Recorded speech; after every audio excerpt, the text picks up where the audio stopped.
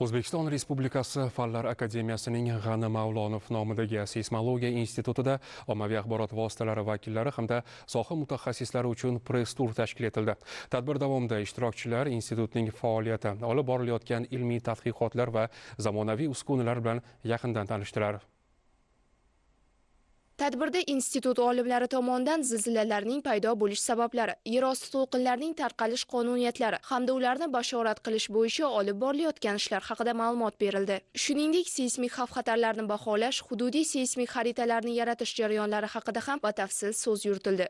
Hozirgi kunda seysmologiya instituti asosan 3 ta yo'nalishda ilmiy ishlarni amalga oshiryapti. Birinchi yo'nalishi bu zilzilani olib keladigan, zilzila sodir bo'lishini namoyon qiladigan darakchilarni, qonuniyatlarni o'rganish hali ham davom etyapti.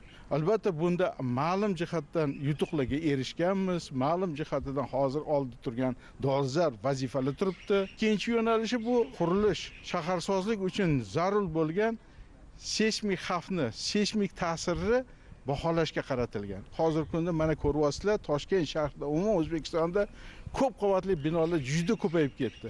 Ular bitta faqatgina makroseysmik balga mo'ljallangan normativ hujjatlarga asoslanib qurilishi mumkin emas. O'shaning uchun hozirgi kunda bularga loyihalash ishlari, qurilish ishlari uchun kerak bo'lgan muhandislik ko'rsatishlarda biz o'sha narsalarni tayyorlab, qurilish vazirligiga va qurilish loyihalash ishlariga olib borayotgan tashkilotga yetkazib beryapmiz. Endi uchinchi yo'nalishimiz hozir eng oxirgi butun jahon shunga qaratib ishlayotgan yo'nalishlardan bittasi seysmik xatarni baholash. Seysmik risk bo'yicha juda katta loyihani amalga oshiryapmiz. Toshkent shahrida simulятsion modelni ishlab chiqarishga harakat qilyapmiz. Press-tur ishtirokchilari muassasa hududida joylashgan chuqur monitoring quduqlari, zamonaviy geofizik obyektlar faoliyatini ko'zdan kechirdilar. Mutaxassislar suv sathining o'zgarishi va boshqa geosignallarni kuzatish usullari haqida atroflicha tushuntirish berishdi. Soha vakillarining ta'kidlashicha, mavjud bu imkoniyatlar kelajakda seysmologiya sohasida yangi ilmiy izlanishlar, amaliy ishlanmalar uchun mustahkam poydevor yaratadi.